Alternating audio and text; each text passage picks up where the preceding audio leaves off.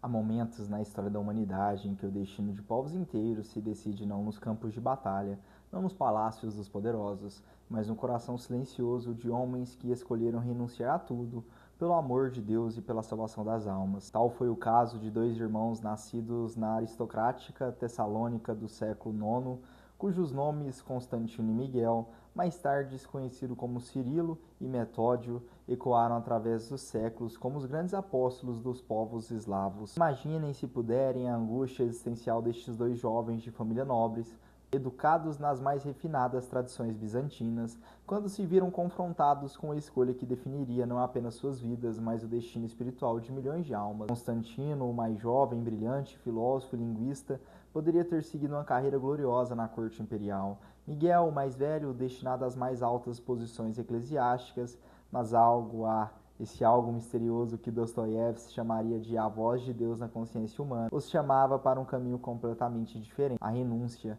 Eis a primeira grande lição destes santos. Não há renúncia amarga do desiludido, mas a renúncia luminosa daquele que descobriu um tesouro maior que todas as riquezas do mundo. Eles abandonaram as perspectivas de poder e glória terrena para abraçar a vida monástica, mas mesmo esta não seria seu destino final. A providência divina, que escreve direito por linhas tortas, os preparava para uma missão ainda maior.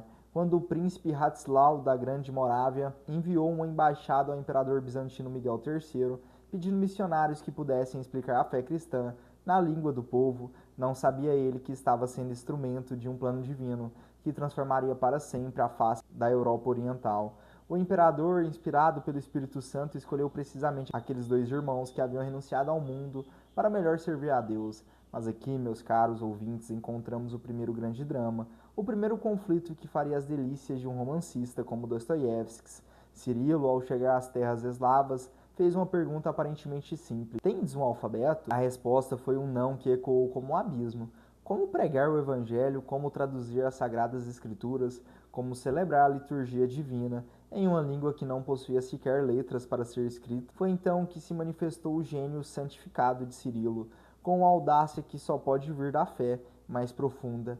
Ele respondeu àqueles que duvidavam: quem pode escrever um discurso sobre a água? Então, numa demonstração extraordinária de que Deus escolhe os instrumentos mais improváveis para realizar suas obras, este monge grego criou o alfabeto glagolítico, dando aos povos eslavos não apenas letras, mas a própria possibilidade de uma cultura escrita. Imagine a cena: Cirilo, debruçado sobre pergaminhos à luz de velas tremeluzentes, criando letra por letra um sistema de escrita que permitiria a milhões de pessoas ler a palavra de Deus em sua própria língua. Cada traço de sua pena era um ato de amor, cada símbolo inventado era uma ponte entre o céu e a terra eslava.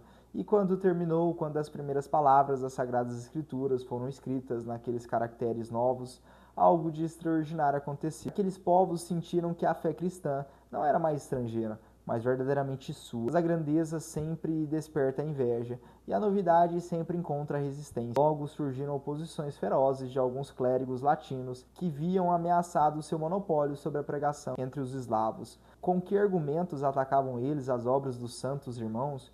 Com uma objeção aparentemente religiosa, mas na verdade profundamente política. Deus, diziam eles, só podiam ser louvados nas três línguas escritas na cruz: hebraico, grego e latim. Aqui temos um dos momentos mais dramáticos dessa história, um momento que Dostoiévski teria descrito com toda a intensidade de sua pena. Cirilo, confrontado com esta oposição que ameaçava destruir toda sua obra, não recuou nem um passo. Com a veemência de um profeta do Antigo Testamento, ele proclamou uma verdade que ecoaria através dos séculos: Deus quer que cada povo louve na própria língua. Que declaração revolucionária, que afirmação da dignidade de todos os povos diante de Deus! Cirilo não estava apenas defendendo o direito dos eslavos de orar em sua língua materna, estava proclamando um princípio universal que antecipava em séculos a doutrina da enculturação da fé. Estava dizendo que o evangelho não é propriedade exclusiva de nenhuma cultura, mas é destino a todas as culturas, a todos os povos, a todas as línguas. Mas os santos irmãos sabiam que sua causa precisava da aprovação da mais alta autoridade da igreja. Com Metódio ao seu lado, Cirilo empreendeu a longa e perigosa viagem a Roma, levando consigo os textos litúrgicos traduzidos para o eslavo. Que angústia deve ter sentido durante aquela jornada, que orações fervorosas deve ter levado ao céu, pedindo que o Papa compreendesse a importância de sua missão. E eis que a providência divina mais uma vez se manifestou de forma extraordinária. O Papa não apenas aprovou os textos em língua eslava, mas ordenou que fossem colocados sobre o altar da igreja de Santa Maria Maior, e com eles cantou os louvores do Senhor. Que triunfo para aqueles dois irmãos que haviam arriscado tudo pela causa da evangelização, que confirmação de que sua obra era verdadeiramente inspirada por Deus. Mas aqui, meus caros ouvintes, chegamos ao momento mais tocante e dramático desta história. Cirilo, exausto pelos trabalhos e pelas lutas, adoeceu gravemente em Roma. Pressentindo que sua hora havia chegado, fez uma escolha que revelava toda a profundidade de sua santidade. Decidiu morrer como monge, tomando o nome religioso de Cirilo. E assim, aos 42 anos, no dia 14 de fevereiro de 869, entregou sua alma a Deus na cidade eterna, longe de sua pátria, mais perto do coração da igreja que havia abraçado sua causa. Suas relíquias repousam até hoje na Basílica de São Clemente, em Roma, como um testemunho perpétuo de que a santidade não conhece fronteiras nacionais.